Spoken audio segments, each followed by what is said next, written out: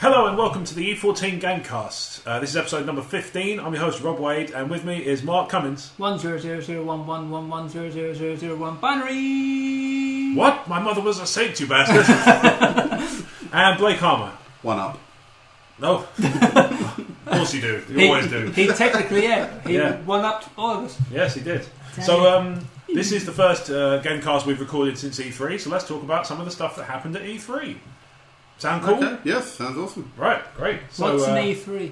An E3 is the Electronic Entertainment Expo, and it's where the cool kids all gather in LA to talk about the game. The cool kids. Or the cool kids who happen to live near or near LA. No, it's... Yeah. It's where all the big hitters try and one-up each other, and then Nintendo just goes, nah, fuck that, we'll do our own thing. Yeah. I love Nintendo for that. I love that they can just do that and go, graphics? What are graphics? The only thing is, like, with Nintendo, I mean, they did their usual thing, which has become their usual thing this year, which is do a pre-recorded like video, basically like an hour-long video with pre-recorded segments and stuff like that, random bits, which is all well and good, and it does reveal some cool stuff, but you don't get those epic kind of everybody loses their shit kind of moments where something gets announced and then, oh my god, it looks amazing. Final Fantasy VII Remake. That sort of thing. Just yeah, saying. exactly. Yeah, so you don't get those things with Nintendo anymore because they're doing everything pre-recorded. You have to rely on like React videos, and you have to cut together some 1.2 million megamix. Didn't last year randomly have Robot Chicken involved for something? Yes, they did. Yeah. I don't know. I can't remember why they decided that. But Didn't this year they announced...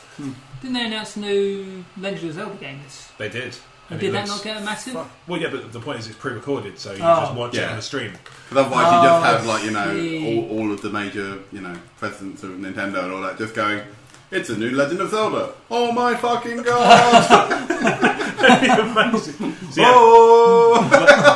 like just make the face of somebody just like saying, oh, new Zelda, and then to the side just doing this, the same person just going, I can't believe it! Holy shit! Holy shit! Then they put reverb on his voice and it sounds like more people. Yeah. So what are the big... I mean, obviously Zelda's the big announcement from Nintendo, besides which the fact it's going to be next year and it's going to be NX and Wii U at the same time. It is. Which means that the NX has to be out next year. Although they've caused a lot of controversy with that, with the new Legend of Zelda game, haven't they? How's that? A lot of posts have been going around, I don't know if you guys have seen them, but about why they decided to continue making Link a guy instead of making a female protagonist. So there's been a lot of that recently, which I think has kind of overshadowed the idea of it's just continuing on from the series. Yeah, I don't see why that's a big issue, to be honest. I think part of the thing of Zelda, the thing of Zelda is the strong female character is Zelda. Yes. And so, like, this is the thing. You can always tell who doesn't fucking know what they're talking about when they go, why isn't Zelda a girl? It's like, you are a moron. I hate that picture. Yeah. That's such a funny picture. Just like... Although, don't get me wrong, back in the day, I think when I was 13, I made that mistake. Well, I thought Link was a girl. I thought the protagonist was. Yeah, but you're not a respected game journalist. I was not, no. I'm sure at the that's time. happened at least once. And I don't think the only Nintendo thing I owned when I was 13 was a Game Boy, so I never really had any opportunity to play it. I mean, my thing is, you know, the hero of time doesn't have to be a guy necessarily. That's okay. But at the same time, that's what it's been up to this point. It's always been that way. The only reason it's being talked about now is because people don't... See, this is the problem I've got with it. People don't want to create new heroes who are strong females and stuff like that. They just want to shoehorn femaleness onto the existing heroes. And to me, that's just laziness. Yeah. I mean, I'm all for equality, but at least I'd like to be explained why, you know. Yeah. Like, for example, you know, if they had said the new Link was a girl, you know, I'm not saying it's not an impossible thing, but at least explain why the design decision rather than just because female equality. Yeah, well, it's not even equality at that point, is it? Because you're just... It was like the thing that we mentioned on Crazy Train about the Fantastic Four movie. Like, why did they make... why did they make it... If you make Johnny Storm black, you know, I mean... Fine, but it's such a big design change from the comics. Just to explain it, you don't have to... You just say, like, oh, if you just say... We thought it'd be cool to have a black character, and we thought we could make it work in story. Fine. Yeah. What I object to is, why are you asking about that, you big racist? So. Yeah, no, they came up with a valid reason, but the valid reason they just said was, oh no, you're just being racist now. Yeah. Let's see how well that goes. Yeah. I said there are still a lot of females main characters in games. Totally. And that's where I felt like I was a bit thrown away. Bayonetta, Samus Aran, Yep. Blood Rain, Mirror's Edge. Portal was female. Portal was female. Yeah. There's You quite can a few. I would say she most said, RPGs. Yeah. You can make a female character. Yes. I would argue that Shell says buckle all the entire storyline. What's yeah, that? but you Shell's got important. but you got GLaDOS, who's obviously it's a mechanical character, but it's She's female voiced. and funny, strong, funny, clever. Yeah. She has the best line. And really important to have, the majority of the best lines. It's just, to me, that debate is a non-starter to me. I must admit, as unpopular as it might make me with these people, I'm sorry if it does, but it's Nintendo's game, and that's their character and their right to do whatever they want. They want to make more female characters. There's nothing go out stopping. and make games. That's There's nothing stopping you. There's nothing stopping them making a Zelda-like adventure game totally. where either the main protagonist is female. It probably wouldn't change much about the game. Or they could have, because as I said, you said Zelda's a strong female character. Give her her own game. So give her her own game. Yeah. She's turned up in Hyrule Warriors, right? Yeah, I think she kicks quite a lot of ass. Give her a new game, Legends Link. Really fuck up. Yeah, have it the other way round, where it's up to Zelda to rescue Link for a fucking game. Yeah. Which I think they did in Mario, didn't they? Peach had to save Mario.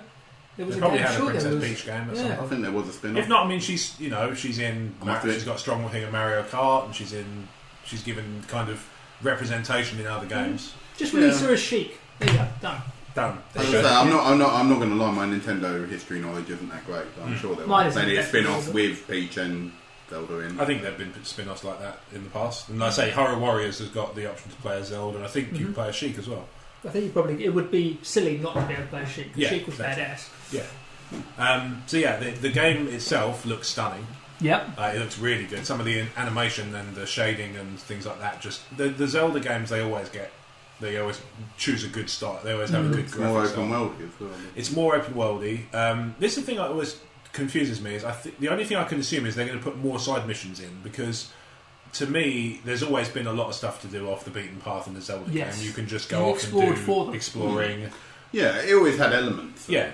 I think they're just going to. It just wasn't true. Maybe more of a kind of clearly defined side quest structure and that sort of thing, because obviously they want the story to be done in a certain order. So you might be able to visit a location but not do things, not jump ahead in the story. Because that's one of the things that I'm always wary of. Is like they're going to try and make it open world, but it means you cut out a big swathe of the story because you miss it because you go to the next bit too early. Which I know it wasn't what I would call exactly open world, but Ocarina had that. You could visit places, but literally you couldn't do it until you had certain items later on to help you get through. Exactly. So which is fine, you put in artificial barriers and that'll do it.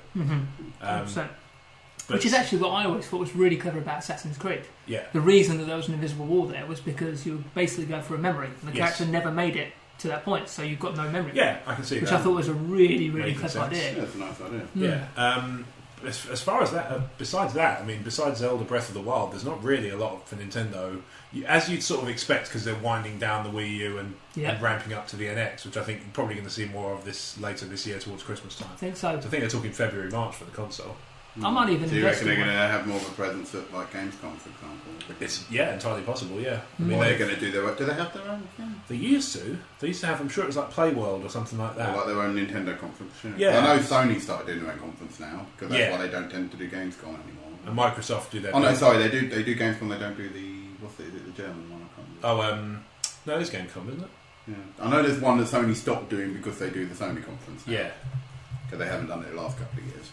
Gamescom is a trade fair for that's Germany. So maybe it's Gamescom that they don't show at. Then I know that Sony tend to no show at one of them because they don't want they save their announcements for the Sony. There we go. So the Nintendo one used to be called Space World. Okay. Space World. Yeah, is that where Space Dog comes from? No. Oh, okay. Although I guess so. Never asked him. Haven't met him yet. No, still haven't unlocked him. No. So it used to be Nintendo's trade show used to be Space World. So now it's not. Now it's Nintendo Direct, and they do it at E3. I quite like Space World, but yeah, it's good. It's not my company. I can't. No, that's fair enough. We can't presume to speak for Nintendo's best interests. We can fucking try. We can try, absolutely. Have at it, but just don't expect anything to change.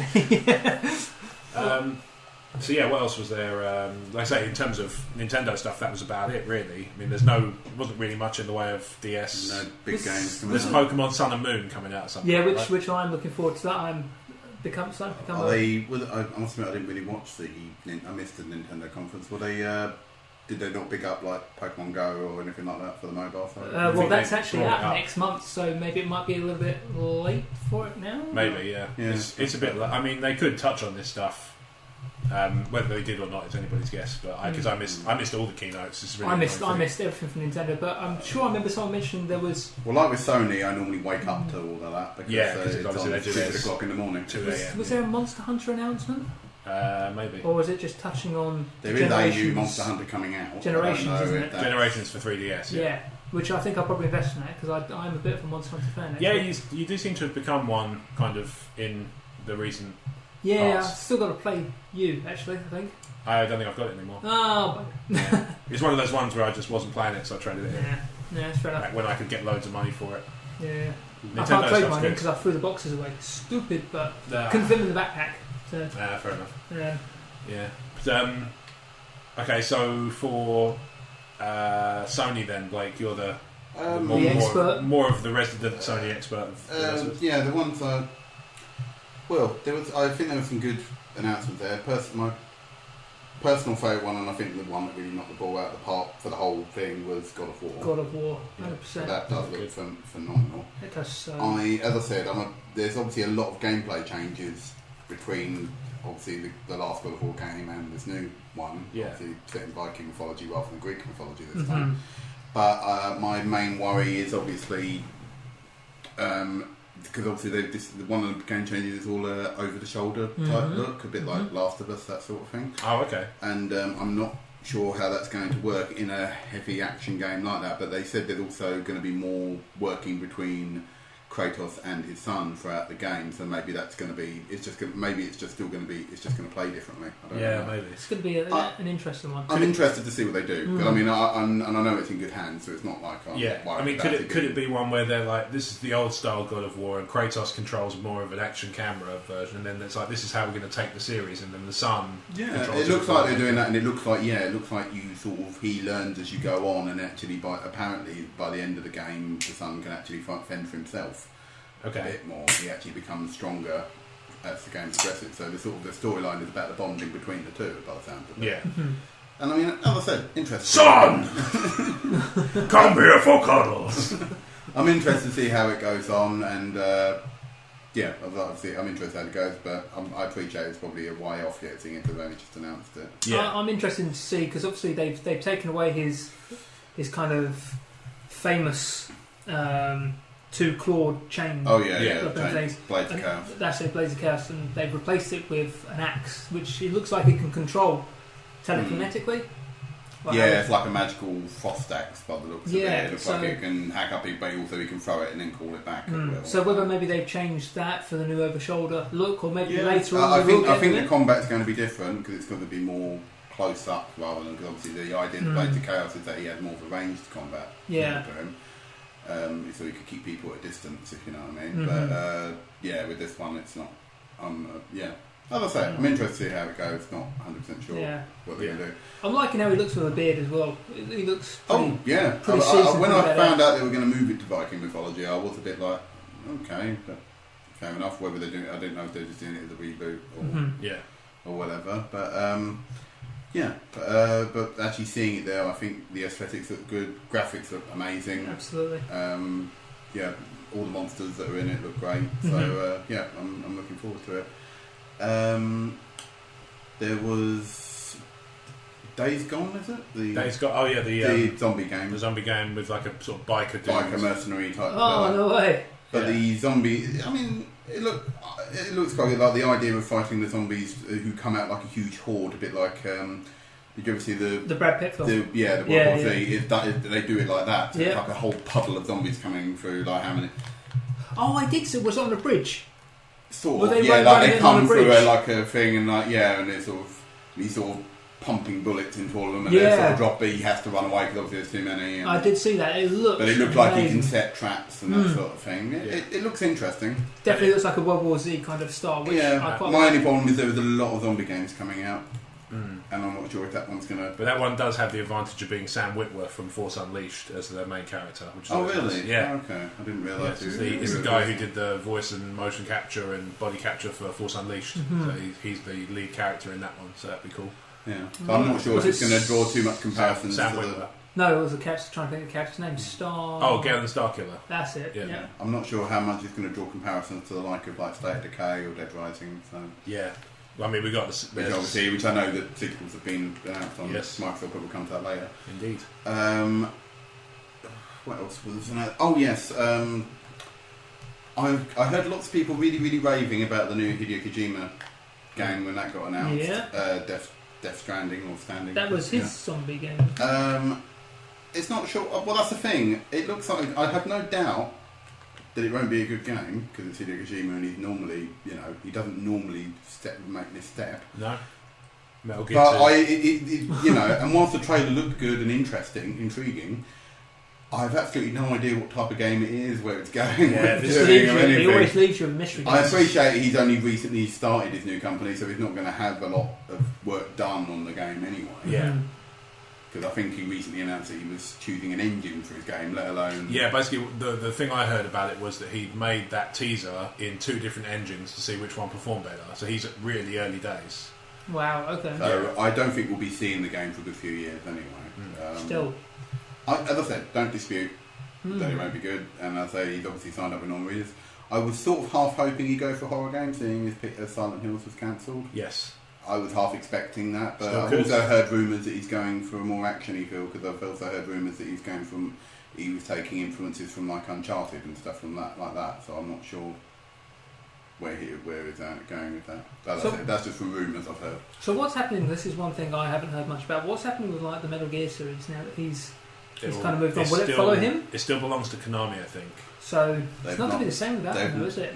No, that's the thing. I don't think it will be the same. I don't think Konami are doing any console games anymore either. No, well, they've announced they're still doing Pro Evo. That's about it. Yeah, but that's a money spinner though, because that's obviously one of the only 2 good football games doing the rounds. Although I've heard good things about.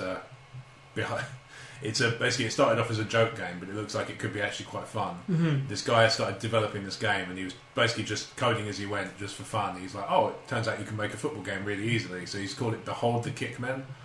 And it's you mentioned it. Yeah, it's really funny. It's he's done a couple of games on Steam. This guy Dan, I forget his name. I have to look it up. But he was live tweeting as he was doing it, and he was like, people were asking him questions like, "Why is the pitch round?" He was like, couldn't be bothered to look up what it's supposed to be. No, things like that. Yeah, but he's Dan Marshall. There you go. Right. Okay. And he did like how to do a goal. And it's like, he doesn't say score like a normal football game. It's like, you got to do a goal. You've got to do a goal. You've done loads of goals. Well done. And at one point, my favourite one of the whole live tweeting session he did was, I've just added the feature in, when you do a goal, the referee comes and gives you a little kiss. Why not, right? Fuck it. That is fucking amazing. Yeah, it's pretty funny. So that one could be quite amusing if it goes anywhere. But yeah, I mean, Pro Evo will get an upgrade, and FIFA's getting an upgrade. FIFA's gone down a weird route because it's adding a story mode, like a narrative with a character. I'd be interested to see, because the character in the trailer was black. Mm-hmm. All his friends were black, and I'm wondering, are you going to be able to customise him, or are you going to be? Is it just going to be a uniform look? Is it going to be face mapping, a bit like the NBA games? Or? Maybe. I mean, the only thing is. We'll come to it a bit later in more depth, but there's some changes to the new Xbox One Slim that are going to make it connect stuff interesting. Yeah, I'm curious because I missed all of this, so I'm curious to hear. I'll tell you. I'll talk to pulling it back to the PS4 Sony conference. Yes. I think the one that probably, aside from God of War, the one that interested me most was Detroit Become Human. Yeah. With the robots.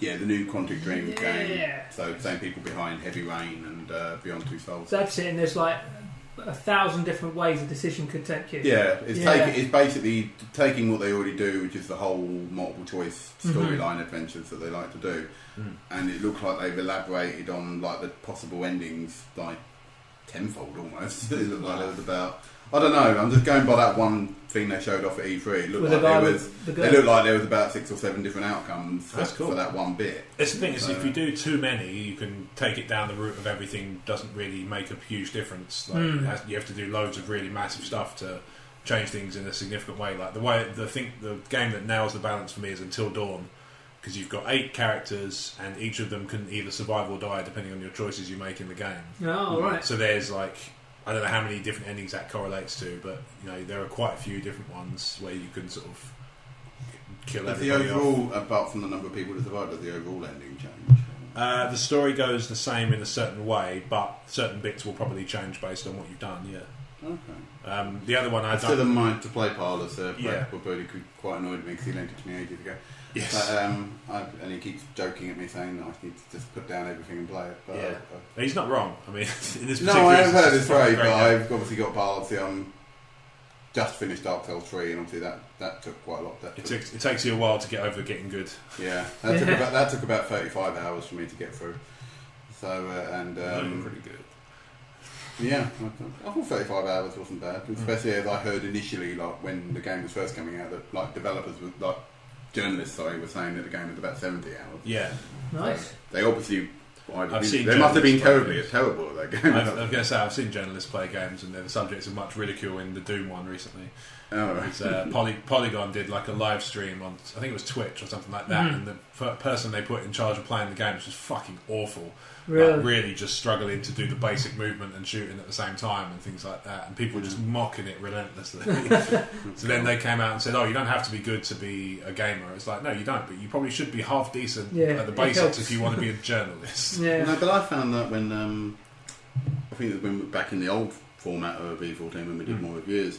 I went to a game test today. I think it was Red Faction Guerrilla. Okay. I went to because I think, and I played a bit of that, but I sort of cakewalked the opening mission.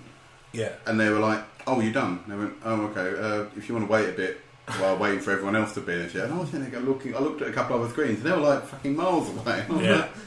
Taking in every pixel. Yeah, I was like, okay, I understand that you want to explore all the bits, but I just played it because I thought, well, I'll play it how I would play any game. Yeah, just play through normally. Yeah. I'm not going to be one of these people that walks through, another corner. Ooh, this one has lighting on it. Oh, somebody's put up a spotlight. I better look at that for 6 hours and see what happens to my character's eyes. Yeah. Did I go blind? I don't really care. I'll play the game, see my opinion on the game after I played it. Yeah. Because I can see the graphics of, whether they're nice, bad, whatever. Mm-hmm. And I can see, the mechanics of the game while I'm playing it, because obviously I'm using the mechanics to kill monsters. Yeah. So. Yeah. I remember I did one of those for Homefront, the first Homefront.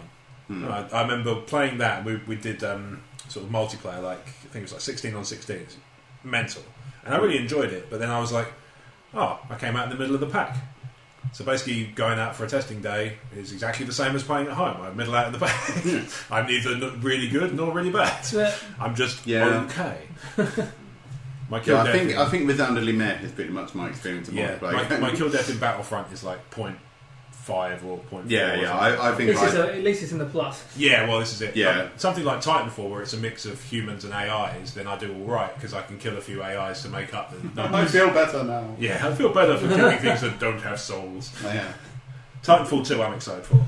Yes, and that's PS4 this time around. That does look good, and also I'm looking forward to the fact that it actually might have a bit more replayability because it has a single player campaign. Yes, I think actually if they ship with the survival mode that they brought in later on the first one, that would make it more popular because it was basically like they didn't have a horde mode to start off with, and they brought it in later. And I played it and it was really good, but it'd been so long since we played Titanfall. We played it once and was like, that was cool, and then we went on to play whatever we were playing at the time. Oh, right. And just we got released. I feel like I bought Titanfall fairly early on PC. Yeah. Because I didn't have an Xbox at the time. Mm-hmm. And faggot. Yeah. I have one now. I know. I'm a faggot. But I just don't. I felt like I played it a few games, but I felt like I didn't really get my money's worth out. But as I said, not a massive multiplayer gamer anyway. Yeah. Fair enough. Yeah, it's Yeah, Titanfall 2 is the one I'm excited Titanfall for. 2, out of the more third-party stuff, obviously the new Dishonored looks great. Oh, yeah. I love the first Dishonored, so I'm really looking forward to the second one.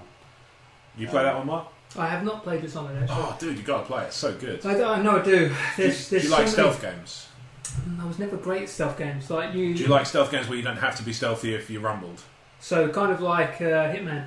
Yeah, kind of. Yeah. You like games like that? I always start out every single stealth game. I'm going to be different this time. I'm going to be stealthy. They're never going to see me. I'm never going to get alerts done. Yeah, I'm going to sit here for hours waiting for to learn the pattern of the guy looking past. Yeah. And then by the third, fourth level or campaign, whatever you call them these days, I'm like, oh fuck this.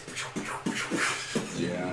Well, that's the thing I hate about some of those stealth games is that they actually give you all these cool weapons, but you're not meant to use them. Yeah. You found the rocket launcher.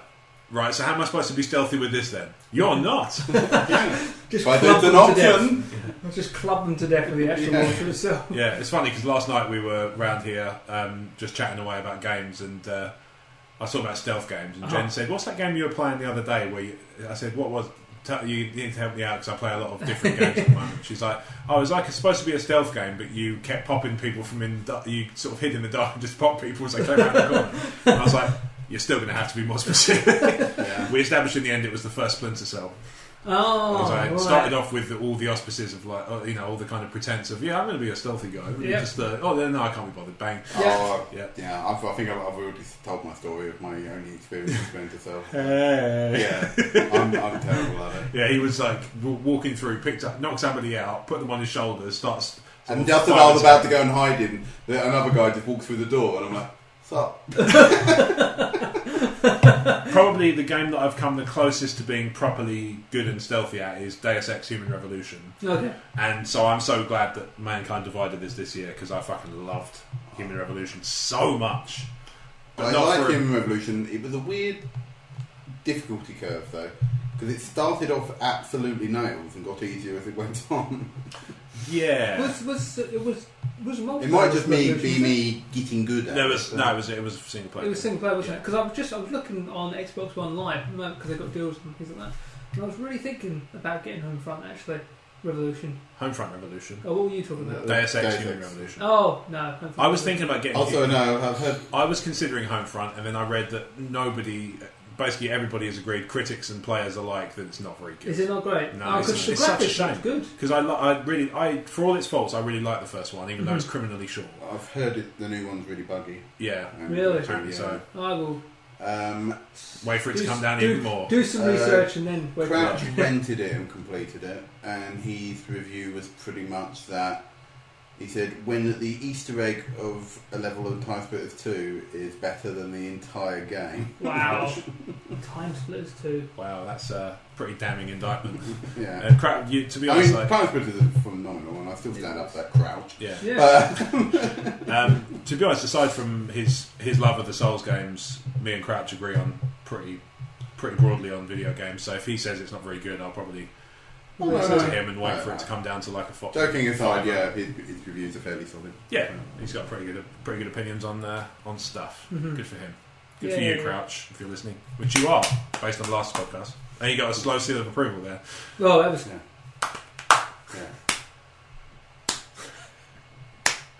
Are you trying to do car wash? At the car wash. So that in terms of the PS4 VR stuff, I mean, are you a big VR? I'm so looking forward. It looks fun. What videos I've seen people playing, it looks great. But I still refuse to become invested in it until I've seen that it's actually going to be supported. Okay. Because obviously I've been scorned of always buying new tech from Sony or whatever in the past and then giving up after about a year because they'll bring out a load of launch titles and then just do nothing with it afterwards. Yeah. What do you make of, going back to the kind of normal show floor stuff, what do you make of Horizon? Horizon looks amazing. Horizon Zero Dawn. It's like it's hard to explain what it is really. It's a bit like The Witcher, I guess.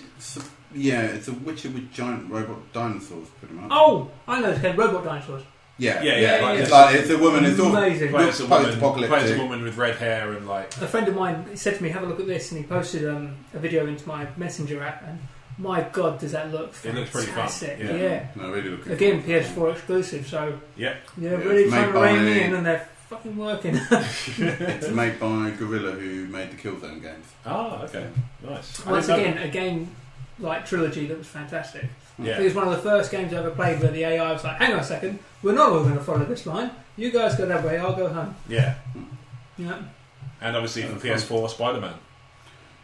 There's a Spider-Man. Spider-Man. I was all, I don't know if well, it's- when I first saw the trailer, I was a bit not sure because Spider-Man games have been rather dumb as of late. And they've been pretty much the same sort of thing. Here's a giant ass city, swing about, Yeah. find stuff. Yeah, but then when the thing that made me go ooh was when I saw Insomniac's name come up against. Yeah, so see it's And I was like, well, if there's someone who's very good at, is in good hands, Yes. is Insomniac. They're not the sort of thing that they're going to rush it. So remind And me, also, it's not tied to the film. Spider-Man is Insomniac is Sunset Overdrive, right? Sunset Overdrive, Ratchet and Clank. If you're going to go really far back, Spyro. Did they do the but, Resistance games? Yes, they did. They did. Resistance for Man There you go, 2 and 3. So they said That's a they've good got some pedigree. good history behind As them. I said, they're not really a bar that what was that 4-player shooter that wasn't very good? Is it Fuse? Oh no, yeah, it must have been Fuse because Hayes was Free Radical, wasn't it? Yeah. It was And that one. was very good. They made that. That's pretty much the only misstep I can think of that they Yeah. made. But apart from that, every other game I've played of theirs has been good fun. Yeah. So, What did you make of? Have you guys seen the trailer for Call of Duty: Infinite Warfare? Yes, What did you make of it?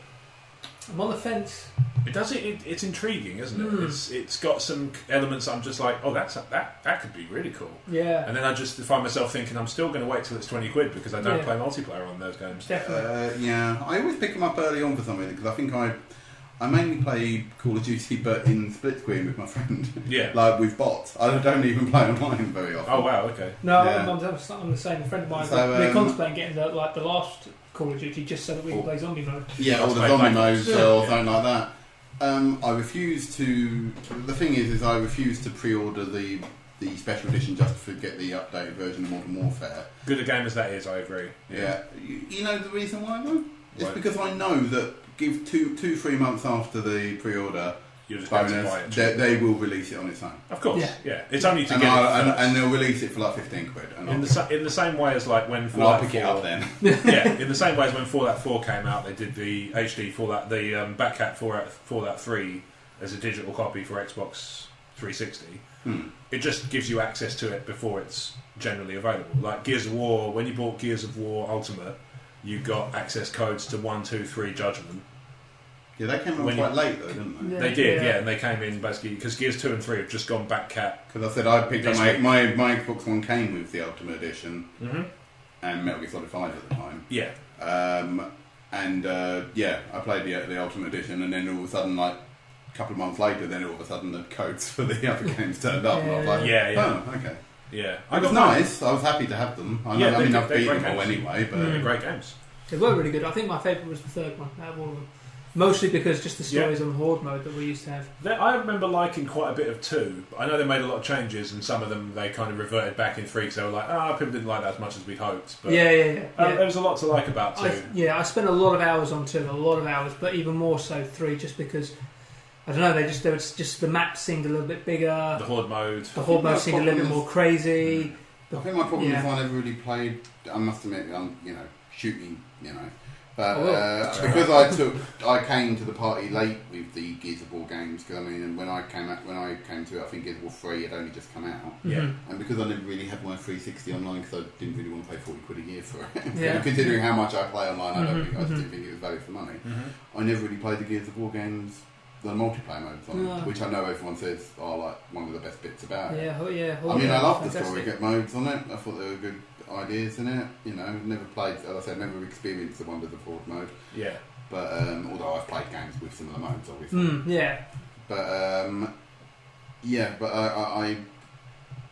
my other problem is I played 1, 2, and 3 in very short succession, so my memory of which games are in which bits of the storyline are in which grows a bit hazy. Yeah. Except the only thing I remember Gears of War 3 is because most things exploded because they were covered in that stuff. Yeah, the emulsion. Yeah. Yeah. So most things were like that. I think my favourite for 3 was like they had that whole pole going out to the fans, like should Carmine in number 3, should he live or should he die? And then it's like that whole thing of, I mean, I'll keep it quiet just in case there are people who haven't played it, but I thought that was such a nice idea for them to do, because obviously, you know, Anthony died in the first one, Benjamin died in the second, and they just thought, you know, we'll give this choice to the fans and see what they want to do with Clayton. A lot of people really hated Judgment. I didn't think it was that bad. I did not like Judgment one bit. I'm not gonna lie. I liked it quite. I mean, and again, though, I only played the single player campaign. Yeah, I was going to say I played. The only thing I thought was pointless is when they added the thing going, do you want to play it where everything explodes, or do you want to play it normally?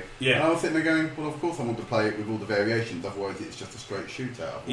But I liked, it adds no variety to the thing. I did like the thing of like, you can play normally, just try and get to the end of the level, or you can play in this mode and you have to do it within 5 minutes. It's like, because there's like an airstrike coming in, so you've got to kill everyone in 5 minutes, or everything's dark, so you've got your airstrike shooting. And I just went, well, no, I want to do that, because why would I not want to do that? Because that adds variety to it, otherwise I'm just playing the same level but different, you know. And I think that's why I tend to play hard when I get I tend to play hard. He loves his games. Yeah, I love my games so much out of priapism. I like to play, when I play shooters especially, I like to play on hard difficulty first. Because it's weird. It's real. Because it's a reasonable challenge. Because I should, in theory, be able to get through it pretty, you know, with it. I'll probably die a few times, but realistically, I'm going to have a few goes that probably get through it. Yeah. Medium, I'll get through it fairly easily. So if there's a game I'm not that bothered about, I'll probably play it medium just so I can get through it a bit quicker. I never play extra hard first time, even if I've got the option, just because I'm like, well, I want a challenge, but I also want to be able to enjoy myself. I think that's the golden rule. I always avoid easy and like insane. I avoid the poles of like the extremes. No, even though there were certain modes. Even though there were certain games where they actually recommend you play it on the harder setting, like Isolation like Souls. Or that's just hard anyway. There's only the Souls games just have one difficulty: crushing. I do feel like giving Dark Souls 1 another go at some point, because I made some progress. If you enjoyed Bloodborne, do 3, because 3 is a bit faster paced. I'll give Bloodborne, and it also lets you in a bit gentler than the other games. It's still hit hard, but it lets you get to grips a bit more. Out of interest, I know Brad tried to play Bloodborne. Did somebody lend it to him? Yeah, Joe lent it to him. I might ask Joe to lend me Bloodborne, because I'll give that a go. Yeah, I think Brad's given up on it. Yeah, I think he has too. Which I mean is fair enough. If he's not feeling it, he's not feeling it. You know, it's not. I do see with the comments he said about it being that obviously not as a hardcore gamer, it weren't for him. No, fair enough. That's fair. That's fair. Yeah. So circling back to the E3 stuff. Yep. Xbox had a few things to show. Yeah. They had a new slimline console, which looks lovely. They had the. So I was mentioning before there was going to be changes to it. It has no dedicated Connect port. You have to put in an adapter and plug it into choice, because it sort of reinforces the death of the Connect to me. It does, but that's the thing. Is the sad thing about it is I have a Connect and I use it for making my life easier and keeping myself immersed in the game, so I can use the voice commands to do recording clips. Although now in my new flat, because it's so fucking noisy outside, I actually don't have a lot of joy with that anymore. Oh, no. Xbox, record that. Xbox, record that. And it's just because some fucking bike has gone up the hill and just like, I'm going to rev as much as possible because I'm a cunt. So, yeah, I mean, I'm surprised that they've kind of given up on Connect so easily. But at the same time, if it's part of the whole make it 40% smaller with a power brick inside, because that's the other thing about it that's big, is it's no longer got an external power supply. It's always been a bit hated about Xboxes. Yeah, it is annoying, but I can understand like when they brought out the slim Xbox, and it's like, okay, I sort of get why that's got a power brick outside, even though the power brick itself was also slim. I mean, they always had a power brick. I thought my Elite. I think since the original Xbox, it's had a power brick. Yeah, well, I just never really. What, the Connect? No, I never understood it when Sony's consoles never had a power brick. No, it's interesting, isn't it? How they managed to do it. Just they must have better power management. Well, yeah. Well, I suppose if anyone's going to, probably Sony probably do that. I'm just trying to think if there was any other consoles ever had that had a brick. I think it's only been the Xboxes, Microsoft. Like, I don't know if Nintendo have got a couple. I thought the Wii had. I think the last Nintendo console I ever owned was an N64. That definitely had a brick. That had a brick. Yeah. But everything else I had, so like PlayStation 1. I think that was just a brick. The whole thing was a fucking... Spray painted black with a cable at the end. The Pikachu one. Spray painted blue. Okay. With a yellow rat. Fair enough. Racist. Actually, disclaimer, I quite like Pokemon. Pokemon's great. It is. I'm a big fan of the games I've played. I am, and of course Pokemon Go next month. Yes, and I will. By then, I'll have a phone that can fucking run it because I've. So this is a big piece of news for anybody who's listening who knows me well enough. As of my next phone, I am officially putting Windows Phone at the bottom of my fucking list because I've had enough. It's not so much. Fair, we're amazed it took you this long. It's not so much that I don't like the UI because I love the UI of the operating system. The problem I've got is that this particular phone is a piece of crap, and I've put on a technical preview build of Windows 10, and it's buggy as fuck. And obviously it's a technical preview, but it is on the channel that's supposed to be the most stable, and it's still buggy as fuck. I mean, before we started recording, I was trying to take pictures of the cast just to be able to put them on Twitter and Facebook and stuff, and the camera app kept crashing out. That's basic. You know, it's just to be able to take the picture. I understand, okay, if you try and make some changes to the editor and it crashes out, okay, that's a bit more complicated, but to be able to take a fucking picture without it crashing is pretty basic to me. It's pretty dull. So I'm thinking that, you know, probably realistically, either a high-end Android or an iPhone. That's going to be, but depends where you want to have a phone, because I know some people don't like iPhones for being too mainstream. Well, not so much the mainstream, just some people find that. It's some people are obviously against it for that because it's popular, but I mean, but then at the same some time, people also don't like the fact that there's a lack of customization features that Yeah. some of the Android stuff has. Yeah, it's very true. But I must admit, I'm fine with my iPhone, and that's why I stick with that. Yeah, same as. That's one of the things. Like I found, that's one of the reasons I've always liked Windows Phone is because it's a mix of customization and certain amount is locked down. Sort of the middle ground between Android and iPhone. And I'm amazed that I'm disappointed that it hasn't caught on to the degree I think it should have, because I think it deserved to have a decent chunk of the market. You know, but it's just never caught on really, and I find myself wondering if they're going to dial it back, release the Surface Phone, which is what their thing is. They're rumoured to be doing. I think that's going to be a push towards the enterprise customer, like the business people, because it's going to be powerful as fuck. Because some of the specs they're throwing around are going to make it very expensive. It's going to be like even more expensive than iPhone SIM-free, which is terrifying. But at the same time, if it's sufficient spec because I was talking to somebody who's got a Windows 10 phone, like one of the higher end ones, and he was saying it's brilliant because if you plug it into a PC, you can actually use a monitor and keyboard with your phone, and it actually turns into a proper full Windows 10 operating system, which is awesome. Pretty good idea. Yeah, so if you have that as a business customer, that's got to be awesome, right? Yeah, man. So, but for personal use, I think for me, it's probably going to be too much stuff I'm never going to use, because I've got a Windows machine. Obviously, the laptop I'm recording on now is a Windows laptop. Very happy with it. No sign, Mac's not in my future for anything like that, because to be honest, I don't really need the features that the like GarageBand and stuff do for this. It's very basic, bare bones software that I just edit myself.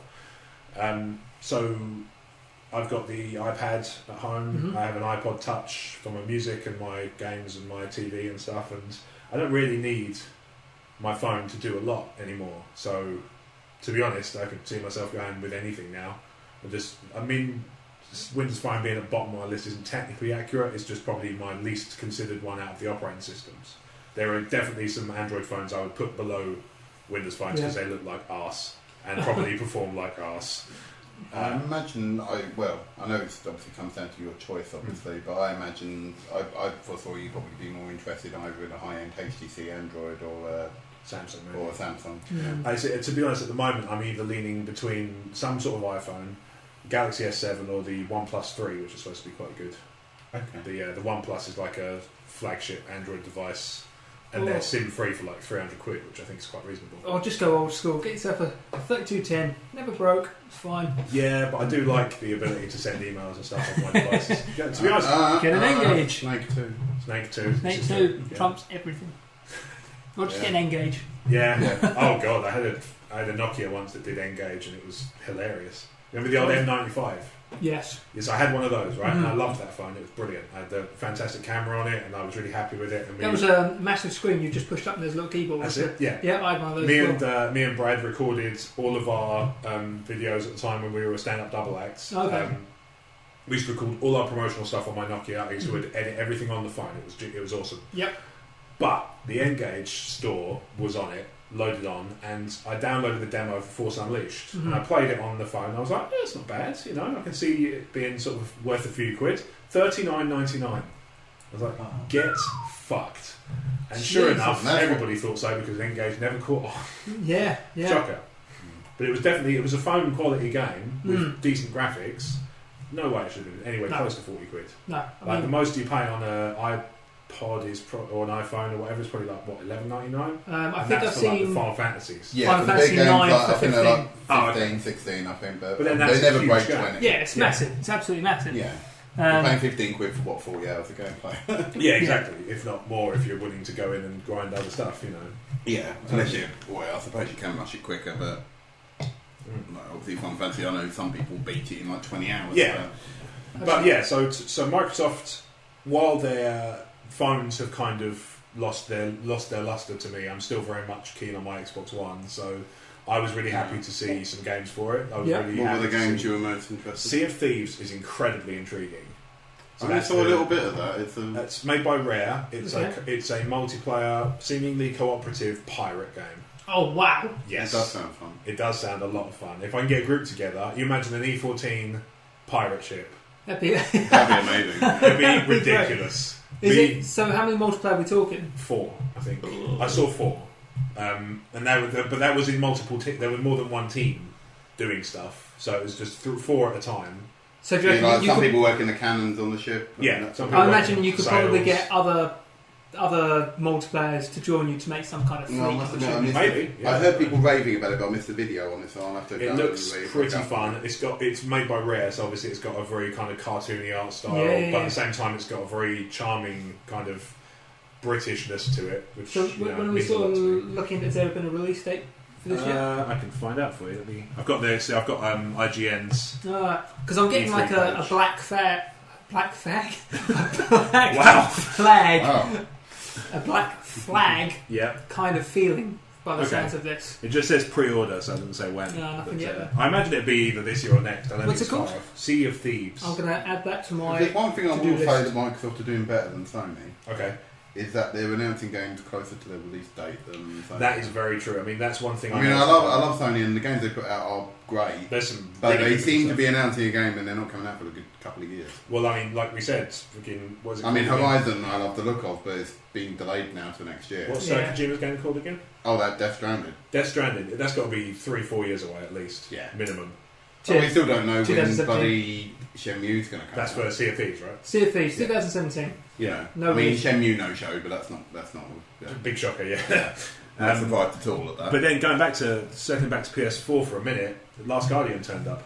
Yeah, and I think the thing that got the biggest cheer was the fact that it had a fucking release date. So, oh my god, they actually did it. Yeah. It's actually close. It's actually coming out at the end of this year. Yeah. Even brought a slight tear to my eye, the idea that it had a release date. Team Ico game with a release date that's within 2 years. Oh, what world is this? Yeah. It's actually going to be out for Christmas. Now, obviously, for me, that makes no odds whatsoever because I've talked at length in the past. That's and the also thing. live tweeted my frustrations with the Team Ico games. Yeah, I must admit, I think if I play it at all, it'd be because of the interest Kat has with it. Okay. And so I'll play it for her to watch. Yeah, Jen's not really a big Japanese game person. I think she's interested in Trico. I think that's what it is. Fair enough. She saw me scroll through. I've rebooted I upgraded my PS3 hard drive because I upgraded the hard drive on the laptop. Then I had a 500 gig hard drive, which I then put into my PS3 because it was only 250. So I doubled my storage on that. So I've been re-downloading loads of games that I didn't have the space for. So one of the things I downloaded, which I bought, was Tales of Graces and Tales of Xillia. Yeah, they're meant to be good. And Ni no Kuni, which I downloaded and started but never got really far into. No, I did love it. She saw me scrolling through them and she was like, they all look very similar. And I'm like, the Tales games I sort of got because I looked at them both and I was like, there's not a lot between these two based on the... If it weren't for my friend who's played them recently explaining what the plots are of them, I must admit, on glancing over them, I wouldn't have been able to tell you which one was which. Oh, speaking of the Tales games, so if anybody from Microsoft's listening and wants to think of something to add to the back cat list, Tales of Vesperia, please. I bought it and now I haven't had a chance to play it because it's not backwards compatible. Any time now would be brilliant. Thank you very much. But yeah, in terms of Microsoft games, State of Decay 2, we touched on it earlier. That's been confirmed for Xbox One and Windows 10.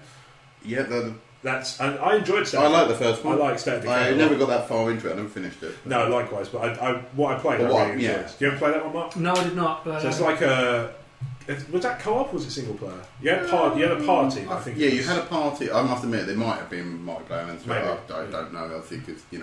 But it was basically like a Dead Rising style game, like zombie. But it was more GTA like. Yeah. It was like We're talking like map size as well with GTA because they have some pretty. It had a big, it was a big old map. Yeah. It was I must admit, I only really played the first town you got to. Really, yeah. Apparently you can go elsewhere. Because that's the thing. You start off and you have like your background, but you can choose to move to another place and build up with that. And so if your character dies, you then switch to another member of your party, and it carries on that way. And you gain more. So the bigger your party is, the more lives you've got, basically. Yeah. A bit like Zombie U. I take it once you die, that's it. You can't revive that character again. No, it takes quite a lot to kill them, admittedly, but it is possible. Once they're dead, they're dead. So who controls the other? Is it NPCs control the other? Yes. people? Yeah, they sort of run the settlement while you're going out and doing. Oh, I see. So you run it off. Once you die, then you just switch back to someone back at the. Yeah, you go back to the settlement and play on the other ones. Yeah. But you can become fatigued and all that sort of thing. You've got to make sure you run the settlement well, get resources, because otherwise people get sick and you run out of food. I'm getting like an Oregon Trail mixed with Dying Light kind of theme here. There's elements of that, yeah. I must admit, because I only really played so many hours of it, I think there's more to the game than I really touched upon personally. But what I've played a bit, I did really enjoy it. So yeah, I do. It's one of those games I need to go back to, but I haven't got around to. So here's a couple of other ones that got me intrigued. Watch Dogs 2.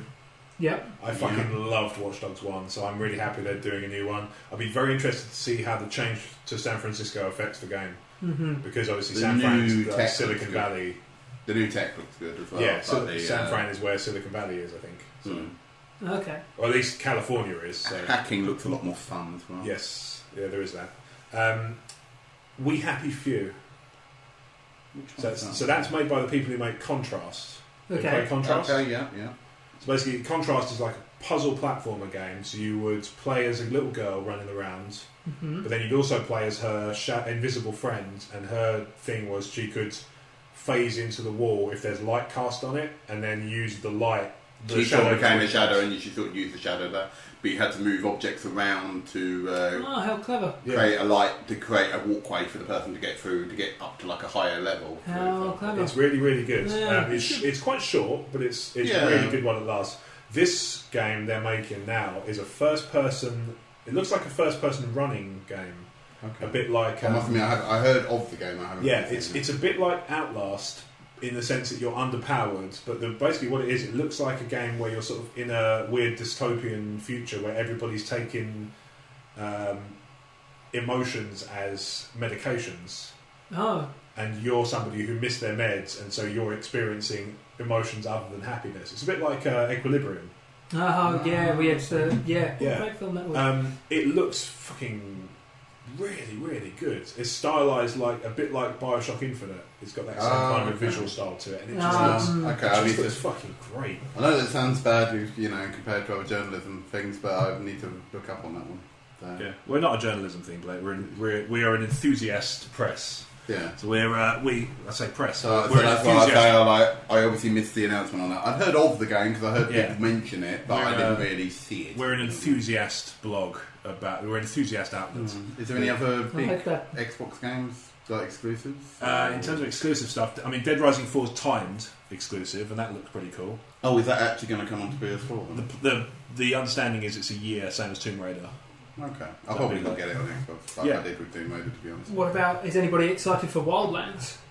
I've not really been a big Ghost Recon person for a few years now. No. The only thing that's intrigued me about it, because I must admit I've never really played a Ghost Recon game, so they never really grabbed me. But the fact that this one has more of a Far Cry feel to it does make it more interesting. So I have been keeping an eye on it. Speaking of, sorry, go on. No, I was going to say, I must admit I am quite looking forward to it, but at the same time, like, there's been quite a few Tom Clancy releases recently, like Siege came out, which I played the beta and thought it was a great idea, and then when I bought the game, just realised it's the same thing over and over and over and over and over and over. I see. Which I wasn't a big fan of. And then Division came out, Yeah. and I fucking loved Division. It was so good. But then it got to the point where I didn't have the time to grind and gain the same kind of weapons and armour and gadgets that everybody else had. Yeah, it was a great game, but if you miss like a week of playing for whatever reason, like you So got a life outside put the your TV. levels with other levels. No. Well, Well, it did. No, but I'm saying if I would start playing the game now, I'd have no chance. If you start playing the game now, it would limit you to going into the dark zone. But that's level 1 to level 15. Exactly. But obviously, if you would kill I was put off because of Destiny, because the thing that put me off about Destiny was I was grinding to get a better gun to kill the same people. Exactly. Which you kind of are. It's pretty much and that was the business. thing, and I was just like, why am I doing this? I will say I've got a backlog of games to play. Division's got a bit more of a... It has got a story, like Destiny, and Division's plot is much more coherent than Destiny's. Mm-hmm. So Destiny's is very... And there was a lot more to do in Division. Stuff, go kill that stuff. Yeah. There was a lot more to do. It's bad. And I mean, when I killed the big thing at the end, I was like, oh yes, but there are more to be done. Okay, where are they? Oh, in £40 expansions. No, fuck off. Well, how about if I don't buy them, then I don't have to worry about killing them? Yeah. Let's just say I saved the universe, okay? Just leave it. I want that to be a dialogue piece now. It's like, there is more to do in the galaxy. Where is it? In expansions costing up to £40. Well, fuck off. We're not much of a Guardian, are you? It's just not made of money. Like, all right, well, calm down, Guardian. Come on, we've been paying you handsomely. You've been paying me in fucking glimmer or whatever the hell it is. Like, you're not actually paying me in money I can spend on the game. And items that are lower than the weapon I've already got, so I have to just sell it all the time. Hey, Steve went to a lot of trouble to construct those weapons. I'm grateful bastard. How about you just like passive-aggressive Destiny? Look, if I want my Nathan Fillion fix, I'll play Halo. Okay. Yeah, fine. Speaking of which, Halo Wars 2. Oh yes, I didn't get a chance to play I've got a friend of mine who is really, really badgering me to get that because he loves Halo Wars 1. And I think it was a great game, Halo Wars. Yeah. But once again, it's for me, anything like Red Faction like and that kind of thing. I think Age of Empires 2 was one of the only I never finished Halo map Wars. things that I could get into. Halo Wars came close, but it didn't quite get there. Yeah. I lost interest in Halo Wars 1 because I found like a lot of console real-time strategies that after a while the element of strategy was limited by the actual control scheme of the real-time strategy. If it was keyboard and mouse, I'd have had no trouble whatsoever. And that's why I'm hoping if Halo Wars 2 is going to come out on both Xbox One and PC, I think I'd be more inclined to pick it up on PC. Yeah. Just so I could play it on keyboard and mouse. No, it's good. I think for my... But as I said, that's not a dig at... No. I know that they did as good a job as they could with the original Halo Wars. It was just... when I found it easier to get my entire army and move it over to the bit that I needed to go do during the single player campaign than it was to actually maybe this is why I got along better with Age of Empires 2 because I played that on PC. Yeah. But every other thing like Red Faction was PlayStation 1. Yeah. Red Faction 2, was it Fury's Revenge? Number 3? That's Red Alert. Oh, was that Red Alert? Yeah. And so I've been saying Red Faction. Yeah. You mean Red Alert? I mean Red Alerts. I did think it's like Red Faction's a shooter. It is. It was one of my favourite shooters on the PS2. I played a bit of one of the console versions of Command & Conquer, and it seemed to run really, really fast in comparison to the PC version. It was quite difficult to do. Yeah, this is why I can't control it. Everything's moving. That's why I can't have nice things. Everyone's exploding, and I haven't even had a chance to input a shot yet. I just felt like, same as Blake, I felt that it was just easier on a PC. So maybe I'll think differently since Halo 2 when Halo Wars 2 comes out. I don't. Well, if you don't think differently, it's going to be available on PC. Speaking of real-time must buy PC. Sorry, speaking of real-time strategies, they didn't show any of Dawn of War at E3, did they? Not that I recall, although they may have. Again, another one I played on PC. Loved it. Loved Dawn of War. And I know they've only released a teaser trailer for it rather than an actual gameplay footage. I'm obviously marking out for the new Dawn of War game. Who have they brought in on this one? Because I mean, like Dawn of War 1, it was all about orcs mostly, and Eldar. Second one was more about they brought in Necrons. The Dawn of War games, they were more like the first Dawn of War and all the expansions here. They brought extra armies in. The actual full Dawn of War 2, they made more like you just played as the Space Marines, but you had heroes that you could like an actual dedicated squad that you could take, and it played more like a, I don't know. more like almost a bit more of a role-playing element to it as well, because you upgraded your men's equipment and stuff like that, like the weapons you wanted them to take into each battle, rather than having a base and protecting the base. Dawnfall 3 sounds like it's going to go in between the first and the second one, so there will be heroes and like some more customization elements, but it sounds like it will go back to what I loved, which what I wanted is more Dawnfall 1, which is the base building, a bit like what you get with Company of Heroes, that sort of thing. Did they ever bring out Grey Knights? I'm sure. I don't know if people did patches to make them come in or what. They're the Inquisitor guys with the big. They would walk around with like silver armour and almost like medieval knight-looking faces, but with giant halberds and things like that.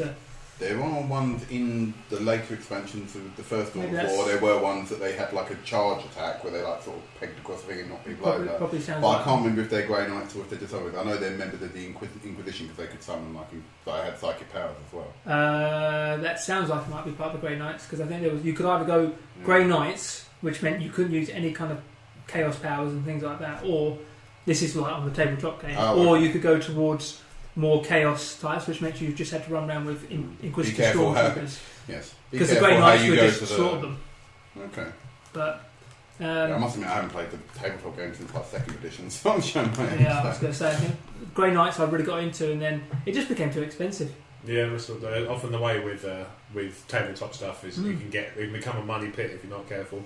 Yeah, I think that's what put me off. That's why I'm more likely to buy boxed games that I know that I can take out the box and play. Like on that note, look forward to many more series of Man Baby Power Hour, because I apparently can't be fucking stopped when it comes to buying cheap shit on eBay. yeah.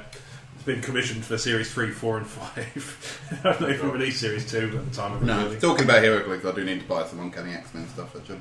I'm tempted to pick up some of the status bases, like the ones you can, if they're chucked in with it, I might get them. But I think they are if you get the character that they go with in the box, in the boosters, the ones. So for HeroClix, what they've done is recently they've introduced status markers. So like when somebody's burned, it used to be cardboard tokens, didn't it? Yeah. Now it's like a little orange plastic base that you can stick the character in. It makes sense. And it just shows, but they make it look like the little character surrounded by fire, which I thought looked. It's just nice. A bit more of a nice. Or it also shows like the power of that character. Like it showed like there was like a windy effect for like storm. Yeah, I was going to say it's quite nice because like cardboard tokens, I always found with any sort of games that you play. They get damaged, they go missing. Yeah, it takes up too much space. Like you forget what token even goes if it with doesn't what actually make an effect on the game, it just looks cool as well. Yeah.